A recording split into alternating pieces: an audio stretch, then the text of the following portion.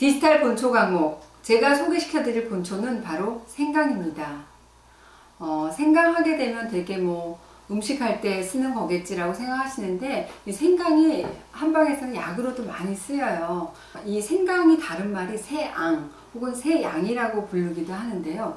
대표적인 온리약, 말 그대로 온리, 그러니까 따뜻할 온, 속리를 써서 속을 따뜻하게 대표해주는 아주 대표적인 약재죠. 그래서 혈액순환을 원활하게 하고 또 피로를 회복하게 하고 관절염에 특효 성분이 있습니다. 지금 본초 기온도로 따지면 이 생강은 플러스 2에 해당하는, 온에 해당하는 그런 기온도를 가지고 있어요. 그래서 여러 가지 약성이 있지만 모든 약재의 독성을 해독시켜주고 또 소화를 돕는 그런 작용이 있을 뿐만 아니라 최근 국립암연구소, 미국의 국립암연구소에서는 대표적인 항암식품으로 이 생강을 꼽았습니다. 그래서 굉장히 많이 화제가 됐는데, 이 생강에 들어있는 여러 가지 휘발성 성분이죠. 진저롤이라든지 쇼가올 성분이 강력한 항암 효과가 있고, 그래서 암 전이를 억제하는 그런 효과가 있을 뿐만이 아니라 균을 없애주는 항균 작용, 그리고 강력한 살균력, 항염증 작용, 또 항산화 작용이 있는 대표적인 식품이 바로 생강입니다.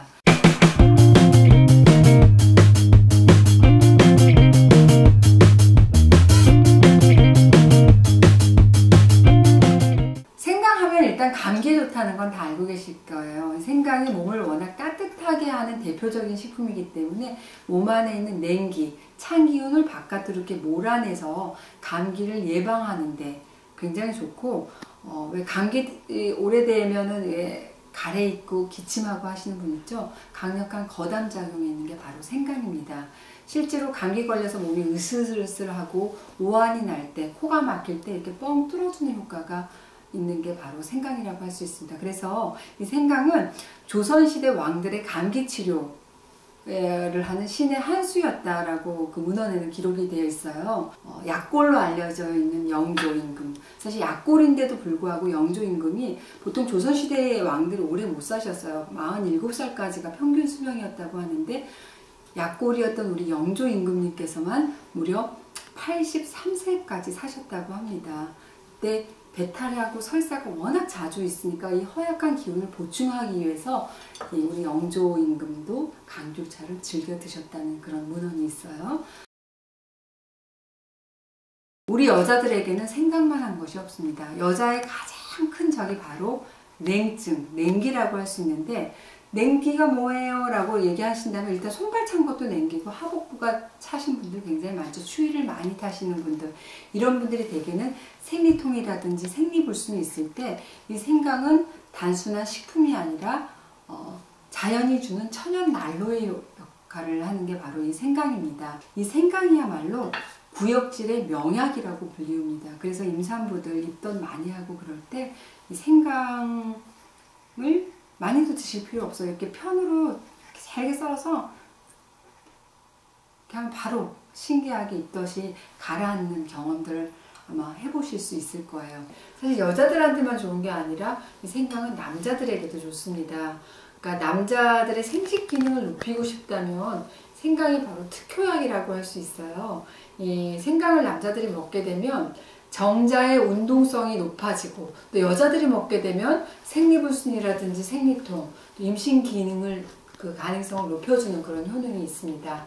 사실 남자들이 이제 스태미너에 좋다 그러면 정말 둘다가 깜짝 놀라시는 분들 많으실 텐데, 스태미너가 실제로 이 생강을 의미하는 진저, 영어 단어죠. 진저가 이 정력이나 원기를 뜻하는 의미예요. 그래서 원기를 북돋는다는 그런 의미가 있어서 아라비안 나이트에서는 이 생강이 바로 신이 내린 정력제로 많이 표현이 됐죠.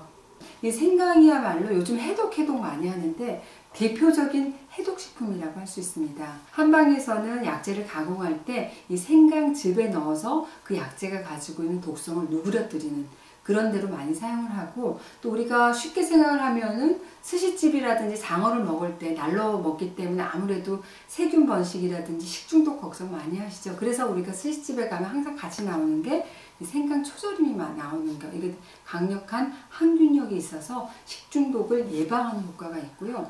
무엇보다도 이 생강은 요즘 대사증후군이라 그래가지고 굉장히 많이들 걱정하시잖아요. 혈중 콜레스테롤 수치를 굉장히 낮춰주는 그런 효능이 있어요. 이 생강에 들어있는 진저롤이 담즙분해 효과가 있기 때문에 우리 혈관에서 콜레스테롤을 낮춰주는 효과가 있고, 혈전을 녹여주는 효과가 있습니다. 그래서 혈소판 응집을 막기 때문에 혈전을 녹이기 때문에 우리가 걱정하는 뇌경색이라든지 심근경색, 또 고혈압, 이런 또 혈압을 떨어뜨려주는 그런 효과가 있어서 강심제 역할을 하기도 합니다. 그래서 강력한 해독작용이 있는 게 바로 또 생강이라고 할 수 있겠죠.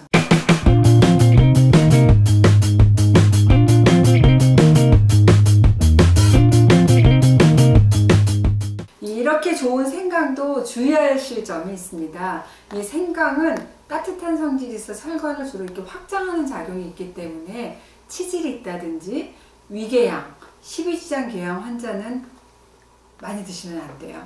우리가 한강이라서 혈압 높으시면 왜 뒷목 땡기잖아요. 이러신 분들, 또 불면증이 있어서 굉장히 예민하신 분들이 자기 전에 생강차는 독약입니다. 그러니까 그러실 때는 저녁엔 좀 피해 주시는 게 좋습니다. 생강과 궁합이 맞는 본초의 대표 명사가 바로, 제가 잘라놨는데요, 대추예요. 모든 약재를 방제해서 운용을 할 때 강삼조이의 원칙이 있습니다. 말 그대로 강삼, 생강 3쪽에 조이, 대추조를 써서 대추 2쪽, 3대2의 원칙이 있는데, 이것은 여러 가지 약 처방을 할 때 서로 다른 약성을 가진 것들을 서로 견제해주고 조화롭게 하면서 어떤 튀는 독성을 해독시켜주는 의미가 큽니다. 실제로 그 생강은 향하고 맛이 굉장히 강하면서도 또 음식에 들어가면 자기 색깔이 죽고 화합해서 새로운 맛과 향을 만들어내잖아요. 그래서 왜 이율곡 선생이 이런 말을 했어요. 세상에 나가면 이 생강처럼 매서운 개성을 지니고 또 생강처럼 맛을 잘 맞추는 사람이 되라. 생강처럼 개성은 있되 맛은 잘 맞추는 사람. 참 좋은 말인 것 같은데, 이 생강이야말로 비린내 나는 음식에 들어가면 비린내 잡아주죠. 또 보신탕, 추어탕에 들어가면 특유의 잡냄새를 없애주잖아요. 음료수면 음료수, 차면 차, 천연 조미료, 여기서만 그치는 게 아니라 모든 약에도 반드시 들어가는 약재이자 식품이 바로 생강입니다. 그리고 이 대추는 사실 이런 속담이 있죠. 대추 보고 먹지 않으면 늙는다. 이런 속담 들어보셨어요? 모든 약성을 조화롭게 하고 특히 위장을 상하지 않게 이렇게 보호해주는 역할을 하는 게 바로, 내가 왜 생강을 들고 지금 대추를 얘기를 했어. 대추입니다, 대추. 단, 대추 먹고 왜 속이 부글부글거리고 왠지 가스가 많이 나온다 이러신 분들 있으실 거예요. 너무 많이 드시게 되면 나타날 수 있는 작용이, 그런 부작용이 있는데, 이 부작용을 견제해 주는 게 바로 생강입니다.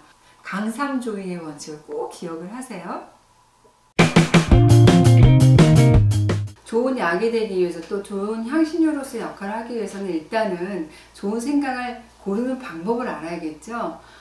일단 좋은 생강을 고르시려면요, 육질이 이렇게 단단하고 식기 전의 모습이 이렇게 흑색을 띠시는 게 좋습니다. 지금 제 손가락 있잖아요. 손가락 크기하고 비슷합니다.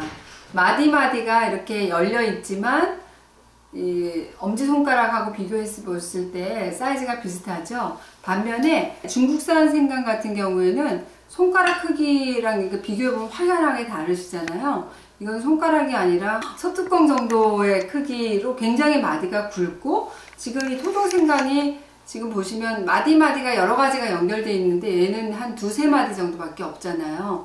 이것처럼 이렇게 외형상으로 확연하게 구분이 되는데, 이 단면을 잘라봤을 때 중국산 생강은 아주 샛노란 색깔을 띠는 반면에 우리 토종생강은 약간 겨자색을 띠는 단면을 가지고 있고요. 심지를 비교해보면 얘는 심이 굉장히 많습니다. 반면에 우리 토종생강 같은 경우에는 심지가 굉장히 부드럽죠. 중국산 생강은 들어올 때 통간이, 흙이 묻으면 통간이 안 되기 때문에 중국어 생강을 확실히 구별하는 방법은 생강 주세요. 다 씻겨졌네. 어머 흙이 없네. 되게 좋네. 이게 아니라 얘는 그럼 중국에서 왔구나. 우리가 그렇게 생각을 하셔야 돼요.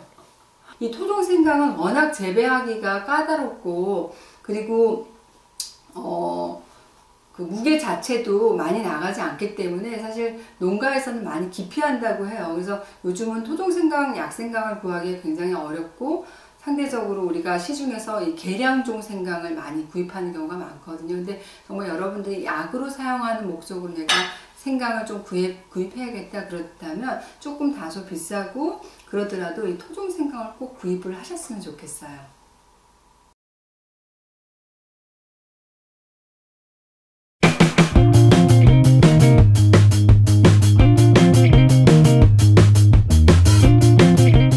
생강은 어떻게 법제 과정을 거치느냐에 따라서 생강, 건강, 그리고 포강으로 나뉠 수 있어요.